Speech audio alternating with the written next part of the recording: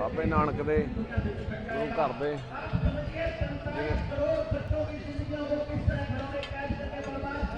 इधरले पासे तुसीं देख सकते हो कि सारे दे सारे दूर दूर तक जिहड़ा हैगा किसान ही किसान तुहानूं बैठे नज़र आउणगे। इधरों सवेर दीयां जिहड़ियां तस्वीरां देखी जा रहे हो लगातार इधरले पासे इधरले पासे लगातार बहना इधरों प्रशादा पानी चाह लंगर दियां जिहड़ियां शुरू ने दूर दूर तक तुसीं देख सकते हो। इधरले पासे आपां गल ताई वर्गियां बैठियां इधरले पासे बैठे है वड्डी गिणती दे विच जिहड़ियां औरतां आपां कहिए वो बैठियां जो जिथे जिन्हों आपां कहिए मिलिया थां मिली आ उत्थे ही उन्होंने ने जिहड़े हैगे डेरे ला लए है। इस वक्त सारी रात भी इन्होंने इत्थे कड्ढी आ दिन भी हुण सवेर दा जिहड़ा चली जांदा ते उधरले पासे ताऊ वर्गे गाने गुणे गाई जाते हैं लगातार। सो इधर आपां देखा जाए क्या एक मिनट सो लगातार चले आ कहना भाई कहना फोन भी चक लिया कर की करके फोन मिलता नहीं गा कहीं होर ठीक है कैम ठीक ठाक हो भाई और ठीक हो। सो लगातार हाँ हाँ सो इधर नूं गां दिखावा इधर नूं चली जाता काम। सो इधरले पासे जो देखा जाए तो पुलिस प्रशासन मुस्तैद है। जे गल करा तो इधरले पासे उन्होंने जिहड़ा लग्या होया पर जिहड़ा हैगा पुलिस प्रशासन भी बेचारियां कुड़ियां थक गईयां तो की कारण सारी रात दिन रात खड़े रह के जिहड़ा हैगा ड्यूटी करनी पैंदी है। सो इस तो बाद फिर सो वड्डी गिणती दे विच जिहड़ा हैगा महिला कांस्टेबल आ जिहड़ा आपां कहिए वो भी इत्थे बिठाए हुए ने ठीक है पानी पूनी है तो चली जाता। जे आपां गल करके इधरले पासों ये बैगन दी तस्वीरां सामने राकेश टकैत तुहानूं नज़र आउणगे। मीडिया ने राकेश टकैत ने इस वक्त पूरी तरह घेरिया होया क्योंकि जिथे टकैत जाते नहीं नाल दे नाल उत्थे मीडिया पहुँच जाता है। पर इधरले पासे आ चीज़ां दिखाउण दा कारण है आ सवेरे बंदे बैठे हुए हैं आ टोटल दुनिया के बेईमान बंदे है। एक मिनट सो इधरले पासे जे आपां गल करां तां राकेश टकैत तुहानूं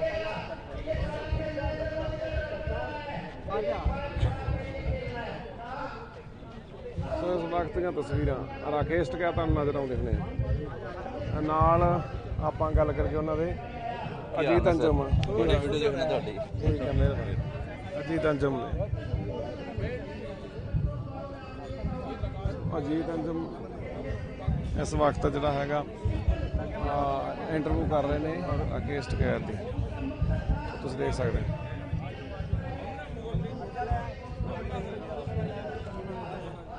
सो हर थां ते जिहड़ा हैगा लगातार प्रशासन जिहड़ा हैगा ਚੱਲੀ ਜਾਂਦਾ सवेरे सवेर ਦਾ ਇਹ ਆਪਾਂ ਅੱਗੇ ਮਾਹੌਲ ਆ ਜਿਹੜਾ ਤੁਹਾਡੇ ਨਾਲ ਮੈਂ ਹੁਣ ਸਾਂਝਾ ਕਰ ਰਿਹਾ। ਸੋ ਬਣੇ ਰਹੋ ਗੁਰਪ੍ਰੀਤ ਕੋਟਲੀ ਫੇਸਬੁੱਕ ਪੇਜ ਨਾਲ ਗੁਰਪ੍ਰੀਤ ਕੋਟਲੀ YouTube ਚੈਨਲ ਤੁਹਾਨੂੰ ਪਲ ਪਲ ਦੀ ਅਪਡੇਟ ਅੱਜ ਨਾਲ ਦੀ ਨਾਲ ਹੀ ਜਿਹੜਾ ਮਿਲਦੀ ਰਹੂਗੀ। ਇਸ ਵਕਤ ਰਾਕੇਸ਼ ਟਕੈਤ ਤੁਹਾਨੂੰ ਨਜ਼ਰ ਆ ਰਹੇ ਨੇ ਅਜੀਤ ਅੰਜਮ ਜਿਹੜੇ ਹੈਗਾ ਇੰਟਰਵਿਊ ਕਰ ਰਹੇ ਨੇ। ਸੋ ਤੁਸੀਂ ਦੇਖ ਸਕਦੇ ਹੋ ਕਿ ਕਿਸ ਤਰ੍ਹਾਂ ਜਿਹੜਾ ਹੈਗਾ ਆਪਾਂ ਅੱਗੇ ਅੰਦੋਲਨ ਭਖਿਆ ਹੋਇਆ। ਹੁਣ ਜਿਹੜਾ ਟੈਂਟ ਆ ਲਗਭਗ ਲੱਗ ਕੇ ਤਿਆਰ ਆ ਹੋ ਰਿਹਾ ਆਈ ਮੰਨ ਲਓ ਨਾਲ ਤਾਂ ਮੀਟਿੰਗ ਚੱਲੀ ਜਾਂਦੀ ਹੈ ਤੇ ਨਾਲ ਜਿਹੜਾ ਆਪਾਂ ਗੱਲ ਕਰਕੇ ਨਾਲ ਟੈਂਟ ਚੱਲੀ ਜਾਂਦਾ। ਇਸ ਤਰ੍ਹਾਂ ਜਿਹੜਾ ਹੈਗਾ ਧਰਨਾ ਚੱਲੀ ਜਾਂਦਾ। ਬਣੇ ਰਹੋ ਗੁਰਪ੍ਰੀਤ ਕੋਟਲੀ ਦੇ ਫੇਸਬੁੱਕ ਪੇਜ ਨਾਲ ਗੁਰਪ੍ਰੀਤ ਕੋਟਲੀ YouTube ਚੈਨਲ ਤੇ ਨਾਲ ਜਿਹੜਾ ਹੈ ਵੀਡੀਓ ਨੂੰ ਸ਼ੇਅਰ ਕਰਦੇ ਰਹੋ ਲਗਾਤਾਰ ਜਿਹੜਾ ਹੈਗਾ ਲਾਈਵ ਨੂੰ ਸ਼ੇਅਰ ਕਰਦੇ ਰਹੋ।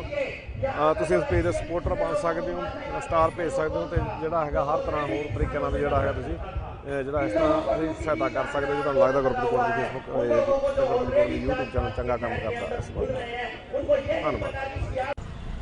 ਸਤਿ ਸ਼੍ਰੀ ਅਕਾਲ ਦੋਸਤੋ ਮੈਂ ਗੁਰਪ੍ਰੀਤ ਕੋਟਲੀ ਤੇ ਇਸ ਵਕਤ ਮੌਜੂਦਾ ਕਰਨਾਲ ਦੇ ਵਿੱਚ ਨੈੱਟ SMS ਦੀਆਂ ਸੇਵਾਵਾਂ ਹਜੇ ਹੀ ਬੰਦ ਆ। ਸਵੇਰ ਦਾ ਸਮਾਂ ਲਗਭਗ 9 ਵਜੇ ਦਾ ਟਾਈਮ ਹੈ ਤੇ ਅਲੱਗ-ਅਲੱਗ ਚੈਨਲਾਂ ਦਾ ਵੈਨਾਂ, ਜਿਵੇਂ ਤੁਸੀਂ ਦੇਖ ਰਹੇ ਹੋ TV9 ਭਾਰਤ ਜਿਹੜਾ ਹੈਗਾ ਭਾਰਤ ਵਰਸ ਦੀ ਹੋਵੇ, ਚਾਹੇ NDTV ਦੀਆਂ ਇਹ ਵੈਨਸ ਆ, ਜਾਂ ਹੋਰ ਅਲੱਗ-ਅਲੱਗ ਨੈਸ਼ਨਲ ਚੈਨਲ ਇੱਥੇ ਆਏ ਹੋਏ ਨੇ। ਤੇ ਲਗਾਤਾਰ ਕਿਉਂਕਿ ਕਰਨਾਲ ਦੇ ਵਿੱਚ ਇੰਟਰਨੈਟ ਸੇਵਾਵਾਂ ਬੰਦ ਨੇ, SMS ਬੰਦ ਨੇ, ਤੇ ਲਗਾਤਾਰ ਕਿਸਾਨ ਆਗੂ ਜਿਵੇਂ ਤੁਸੀਂ ਦੇਖ ਸਕਦੇ ਹੋ ਇਸ ਵਕਤ ਆਪਾਂ ਅੱਗੇ ਲਖੋਵਾਲ ਸਾਹਿਬ ਨਜ਼ਰ ਆ ਰਹੇ ਨੇ। ਤੇ ਲਗਾਤਾਰ ਰਾਤ ਦੇ ਇੱਥੇ ਆਪਾਂ ਅੱਗੇ ਉਹਨਾਂ ਨੇ ਡੇਰੇ ਲਾਏ ਹੋਏ ਆ। ਤੇ ਅੱਗੇ ਜੇ ਮੈਂ ਅੱਗੇ ਜਾ ਕੇ ਤੁਹਾਨੂੰ ਦਿਖਾਉਣ ਦੀ ਕੋਸ਼ਿਸ਼ ਕਰਾਂ ਤਾਂ ਇੱਧਰਲੇ ਪਾਸੇ ਕਿਸਾਨ ਜਿਹੜੇ ਬੈਠੇ ਆ, ਦੂਜੇ ਪਾਸੇ ਪੁਲਿਸ ਆ ਉਹ ਮੁਸਤੈਦੀ ਨਾਲ ਆਪਾਂ ਖੜੀ ਹੋਈ ਆ। ਤੇ ਇਧਰੋਂ ਪੂਰਾ ਜਿਹੜਾ ਰੋਡ ਹੈ ਇਹਦੇ ਪਿੱਛੇ ਵੀ ਜਿਹੜੀਆਂ ਕਿਸਾਨਾਂ ਦੀਆਂ ਟਰਾਲੀਆਂ ਲੱਗੀਆਂ ਹੋਈਆਂ। ਪਰ ਤੁਹਾਨੂੰ ਮੈਂ ਹੁਣ ਇੱਧਰਲੇ ਪਾਸੇ ਅੰਦਰ ਜਾ ਕੇ ਹੁਣ ਦੀ ਸਥਿਤੀ ਦਿਖਾ ਰਿਹਾ ਸਵੇਰ ਦੀ ਕਿਸ ਤਰ੍ਹਾਂ ਦੀ ਆ। ਸਾਰਾ ਨੈਸ਼ਨਲ ਮੀਡੀਆ ਇੱਥੇ ਇਕੱਠਾ ਹੋਇਆ, ਨਿਊਜ਼ 24 ਹੈ, ਕਿਉਂਕਿ ਇੱਧਰਲੇ ਪਾਸੇ ਜਿਹੜਾ ਹਰਿਆਣਾ ਪੁਲਿਸ ਨੇ ਵੀ ਗੱਡੀਆਂ ਲਾਈਆਂ ਹੋਈਆਂ, ਖਾਸ ਕਰਕੇ ਵਾਟਰ ਕੈਨਨ ਇੱਧਰ ਹੋ ਗਈਆਂ। ਸਤਿ ਸ੍ਰੀ ਅਕਾਲ ਬਾਈ, ਠੀਕ ਹੋ? ਕਾਇਮ ਹੋ? ਤੇ ਇੱਥੇ ਕੀ ਕਰ ਰਹੇ ਹੋ ਜੀ? ਹੁਣ ਪ੍ਰਸ਼ਾਦਾ ਛਕ ਰਹੇ ਹੋ? ਬਸ ਜੀ ਲੰਗਰ ਪਾਣੀ ਛਕ ਰਹੇ ਆ, ਜਿਹੜਾ ਮੋਦੀ ਨੇ ਕਰਮਾਂ 'ਚ ਲਿਖਾਇਆ ਖੱਟਰ ਨੇ ਉਹ ਛਕ ਰਹੇ ਆ। ਅਜੇ ਕਿੰਨਾ ਕੁ ਛਕਣ ਵਾਲਾ ਪਿਆ? ਸਾਰੇ ਥਾਂ ਤੇ ਛਕਿਆ, ਕਿਤੇ ਦਿੱਲੀੋਂ ਛਕਦੇ ਹੋ, ਕਿਤੇ ਯੂਪੀ ਛਕਦੇ ਹੋ। ਹੁਣ ਇਹ ਜਿਹੜੀ ਗੱਲ ਹੈ ਸਰਕਾਰ ਦੇ ਹੱਥ ਵਸਿਆ। ਪਰ ਇੱਕ ਗੱਲ ਆ ਜੀ, ਜਿਹੜਾ ਵੀ ਇਹਨਾਂ ਦਾ ਪੈਂਤੜਾਂ ਦੇ ਖਿਲਾਫ ਜਾ ਰਿਹਾ, ਪਰਮਾਤਮਾ ਦੀ ਬਹੁਤ ਕਿਰਪਾ ਆ, ਅੰਦੋਲਨ ਸਫਲਤਾ ਵੱਲ ਵੱਧ ਰਿਹਾ, ਬਹੁਤ ਹੀ ਵਧੀਆ ਆ। ਜਿੰਨਾ ਇਹ ਦਬਾਉਣਗੇ, ਹੁਣ ਵੀ ਇਹਨਾਂ ਦੀ ਕੀ ਚਾਲ ਆ ਕਿ ਜਾਣ ਬੁੱਝ ਕੇ, ਏਡੀ ਮੰਗ ਤਾਂ ਕੋਈ ਹੈ ਨਹੀਂ ਸੀ, ਇੱਕ ਸਰਕਾਰ ਵਾਸਤੇ ਅਫਸਰ ਨੂੰ ਸਸਪੈਂਡ ਕਰਨਾ ਕੋਈ ਬਹੁਤ ਵੱਡੀ ਗੱਲ ਨਹੀਂ ਹੁੰਦੀ, ਪਰ ਇਹ ਜਾਣ ਬੁੱਝ ਕੇ ਸਾਨੂੰ ਐਂ ਲੱਗਦਾ ਕਿ ਸਿੰਘੂ ਬਾਰਡਰ ਤੋਂ ਕਮਜ਼ੋਰ ਕਰਨ ਵਾਸਤੇ ਅੰਦੋਲਨ ਵੀ ਸ਼ਾਇਦ ਹਰਿਆਣੇ ਵਾਲੇ ਇੱਥੇ ਅੜ ਜਾਣ। ਪਰ ਲੋਕ ਸਿਆਣੇ ਹੋ ਚੁੱਕੇ, ਇਹਨਾਂ ਦੀ ਚਾਲਾਂ ਫੇਲ ਜਾਣਗੀਆਂ, ਕੱਟਣ ਨੂੰ ਮੂੰਹ ਦੀ ਖਾਣੀ ਪਊ। ਧੰਨਵਾਦ। ਸੋ ਇਸ ਤਰ੍ਹਾਂ ਜਿਹੜਾ ਹੈਗਾ ਲਗਾਤਾਰ ਕਿਸਾਨ ਗੱਲਬਾਤ ਕਰਦੇ ਰਹਾਂਗੇ ਆਪਾਂ। ਇੱਧਰਲੇ ਪਾਸੇ ਪੁਲਿਸ ਹੈ RF ਦੀਆਂ ਟੁਕੜੀਆਂ ਲਾਈਆਂ ਹੋਈਆਂ। ਸੋ ਨਾਲ ਵੀਡੀਓ ਨੂੰ ਸ਼ੇਅਰ ਕਰਦੇ ਰਹੋ। ਗੁਰਪ੍ਰੀਤ ਕੋਟਲੀ ਫੇਸਬੁੱਕ ਪੇਜ ਨੂੰ ਫੋਲੋ ਕਰਦੇ ਰਹੋ, ਗੁਰਪ੍ਰੀਤ ਕੋਟਲੀ YouTube ਚੈਨਲ ਨੂੰ ਸਬਸਕ੍ਰਾਈਬ ਕਰਦੇ ਰਹੋ। ਅੱਗੇ ਤੁਹਾਨੂੰ ਇਸ ਵਕਤ ਦੀਆਂ ਤਸਵੀਰਾਂ ABP ਨਿਊਜ਼ ਵੀ ਹੁਣ ਤੜਕੇ ਆ ਗਏ। ਅੱਜ ਤੁਹਾਨੂੰ ਸਾਰਾ ਦਿਨ ਇੱਥੋਂ ਜਿਹੜੀਆਂ ਹੈਗੀਆਂ ਅਲੱਗ-ਅਲੱਗ ਚੈਨਲਾਂ ਤੋਂ ਬਾਈਟਸ ਚੱਲਦੀਆਂ ਰਹਿਣਗੀਆਂ। ਸੋ ਇਹ ਕਹਿ ਸਕਦੇ ਹਾਂ ਪੂਰਾ ਨੈਸ਼ਨਲ ਮੀਡੀਆ ਦੀਆਂ ਖਬਰਾਂ ਜਿਹੜੀਆਂ ਇੱਥੇ ਆ, ਕਿਉਂਕਿ ਕੋਈ ਵੱਡੀ ਕਾਰਵਾਈ ਜਿਹੜੀ ਹੈਗੀ ਆ ਪੁਲਿਸ ਪਾ ਸਕਦੀ ਹੈ, ਪ੍ਰਸ਼ਾਸਨ ਪਾ ਸਕਦੀ ਹੈ, ਕਿਉਂਕਿ ਹਜੇ ਤੱਕ ਵੀ ਇੰਟਰਨੈਟ ਸੇਵਾਵਾਂ ਬੰਦ ਨੇ। ਸਵੇਰੇ ਮੁੰਡੇ ਖੜੇ ਹੋਏ ਆ। ਇੱਧਰਲੇ ਪਾਸੇ ਦੀ ਗੱਲ ਕਰਕੇ ਪ੍ਰਸ਼ਾਦਾ ਪਾਣੀ ਜਿਹੜਾ ਹੈਗਾ ਚੱਲ ਰਿਹਾ, ਸਵੇਰ ਦਾ ਸਮਾਂ ਹੈ, ਤੁਸੀਂ ਦੇਖ ਸਕਦੇ ਹੋ। ਤੇ ਇੱਧਰਲੇ ਪਾਸੇ ਕਿਸਾਨਾਂ ਨੇ ਆਪਣੇ ਸਿਲੰਡਰ ਜਿਹੜਾ ਹੈਗਾ ਲਾਏ ਹੋਏ ਆ, ਤੇ ਇੱਧਰਲੇ ਪਾਸੇ ਪ੍ਰਸ਼ਾਦਾ ਹੈ। ਤੇ ਜਿੱਥੇ ਜਿੱਥੇ ਜਗ੍ਹਾ ਮਿਲੀ ਹੈ ਉੱਥੇ ਬੈਠੇ ਹੋਏ ਆ, ਕਿਉਂਕਿ ਬਿਨਾਂ ਟੈਂਟਾਂ ਤੋਂ ਬਿਨਾਂ ਕੱਸ ਤੋਂ ਰਹਿਣਾ ਸੁਵਿਧਾ ਕੋਈ ਨਹੀਂ ਗੀ, ਪਰ ਇੱਕ ਜਜ਼ਬਾ ਜਿਹੜਾ ਹੈਗਾ ਜਿਹਦੇ ਕਰਕੇ ਲਗਾਤਾਰ ਕਿਸਾਨ ਆ ਜਿਹੜੇ ਇੱਥੇ ਬੈਠੇ ਹੋਏ ਆ। ਤੁਸੀਂ ਦੇਖ ਸਕਦੇ ਹੋ ਇੱਧਰਲੇ ਪਾਸੇ ਹਰਿਆਣੇ ਵਾਲੇ ਬੈਠੇ ਆ, ਇੱਧਰਲੇ ਪਾਸੇ ਵੀ ਲਗਾਤਾਰ ਬੈਠੇ ਹੋਏ ਆ। ਉੱਧਰਲੇ ਪਾਸੇ ਜਿਹੜਾ ਆਪਾਂ ਗੱਲ ਕਰਕੇ ਅਲੱਗ-ਅਲੱਗ ਚੈਨਲ ਆ ਉਹ ਸਾਰੀਆਂ ਚੀਜ਼ਾਂ ਕਵਰ ਕਰ ਰਹੇ ਆ ਇਸ ਵਕਤ ਦੀਆਂ ਤਸਵੀਰਾਂ। ਜਿਹੜਾ ਤੁਸੀਂ ਦੇਖਦੇ ਹੋ ਗੁਰਨਾਮ ਸਿੰਘ ਚਲੂਨੀ ਜਿਹੜਾ ਨਜ਼ਰ ਆ ਰਿਹਾ ਤੁਹਾਨੂੰ। ਸੋ ਗੁਰਨਾਮ ਸਿੰਘ ਚਲੂਨੀ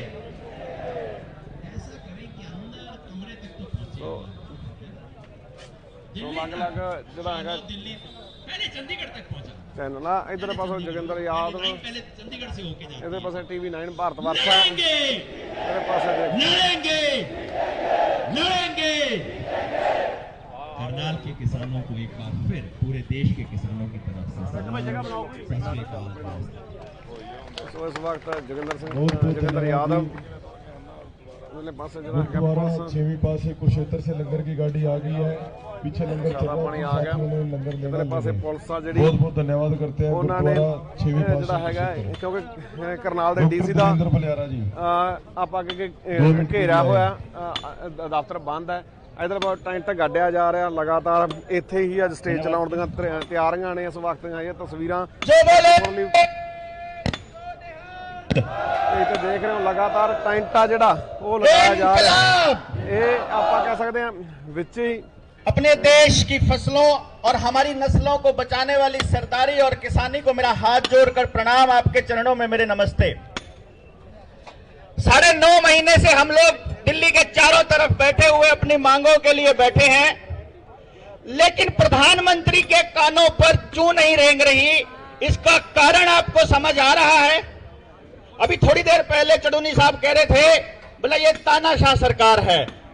मैं ये कह रहा हूं ये तानाशाह सरकार नहीं है, ये एक तड़ी पार के काबू में आए हुए लुच्चे गुंडे बदमाशों के लोगों का टोला है। जिसको हमारे लोगों से कोई मतलब नहीं है। इन्होंने पहले दिन आते ही अपने इरादे मजबूत करके ये बता दिया था हम लोगों को कि हम क्या करने वाले हैं। जब ये भूमि अधिग्रहण बिल लेकर के आए थे, इन्होंने आते ही हम लोगों को बता दिया था। जब स्मृति ईरानी जैसी लेडी को इन लोगों ने शिक्षा मंत्री बनाया था जो 12वीं फेल है, जब किसान देश का खड़ा हुआ, जब 2014 के अंदर किसान के बिलों, उनका भूमि अधिग्रहण बिल के ऊपर, उस वक्त इनको लगा कि किसान को आप नहीं पीछे हटा सकते, आपको इनकी जमीनें हड़पने के लिए कोई नया षड्यंत्र रचना पड़ेगा। उसके बाद इन्होंने लगभग एक एक तबके के ऊपर अलग अलग प्रहार किया। कॉलेजों में अलग प्रहार किया, यूनिवर्सिटीज के ऊपर अलग प्रहार किया, LIC के कर्मचारियों को जबरदस्ती इन्होंने निकालने की कोशिश की। इन्होंने भेल, HAL, SAIL, LIC, BPCL, HPCL हर डिपार्टमेंट को बेचने की कोशिश की। 2018 के अंदर हरियाणा में इन लोगों ने एक एक्सपेरिमेंट किया था, आपको याद हो तो रोडवेज के कर्मचारियों की हड़ताल चल रही थी और उधर से उन लोगों को बर्खास्त करके कर्मचारियों को, और उन्होंने ठेके पर नए भर्ती करने शुरू कर दिए थे। तो उस दिन इन लोगों ने देखे थे कि इस देश के अंदर 50,000 की नौकरी करने वाले लोगों के बजाय 15,000 में ठेके पर लगने वाले लोगों की इतनी लंबी लाइन है। तो अगर इस देश के अंदर बाकी डिपार्टमेंट को खत्म करना है तो बेरोजगारी बढ़ानी होगी, गरीबी बढ़ानी होगी, देश को बर्बाद करना होगा, और इस काम पर वो पहले दिन से लग गया था। हमारी गलती क्या रही? हमारी गलती यह रही कि जिस वक्त रोडवेज के कर्मचारियों के ऊपर अत्याचार हो रहा था, उस वक्त हम देश का किसान चुप था। जिस टाइम पे वो हमारे सरकारी स्कूल के अध्यापकों को बदनाम कर रहे थे, उस टाइम हम लोग चुप थे। आज भी हम लोग चुप हैं, और उस चुप्पी का फायदा इन्होंने क्या उठाया आपको शायद मालूम नहीं है। आपके गांव की वो जमीनें जो कभी हमारे किसी बुजुर्ग ने दान में दी थी, या जो जमीनें कभी किसी पंचायत ने दान में दी थी, स्कूल बनाने के लिए, अस्पताल बनाने के लिए, मिल बनाने के लिए, किसी पावर हाउस बनाने के लिए, वो जमीन सरकार अपने नाम कर चुकी है। ये शायद आपको नहीं पता है। ग्राम सभा की मदद से अब वो सरकार अपने नाम करके क्या करने वाली है? वही सब करने वाली है जो पुरानी जमीनों के लिए करने वाली है। आपकी जमीनों का क्या करने वाली है? वही सब करने वाली है जो पहले वाले संस्थानों का किया है। उन बड़े उद्योगपतियों को देना, उन बड़े उद्योगपतियों को क्यों देना चाहती है? क्योंकि वे चाहते हैं कि देश के सारे रिसोर्सेज इन्हीं के ऊपर हों। जब मध्य प्रदेश का किसान इनके खिलाफ बोलता है तो उनको नक्सली बोल देते हैं। जब यूनिवर्सिटी के बच्चे अपनी मांगे मांगते हैं कि फीस कम करो, हम लोगों की सीटें बढ़ाओ, तो उस टाइम पर उनको देशद्रोही करार कर देते हैं।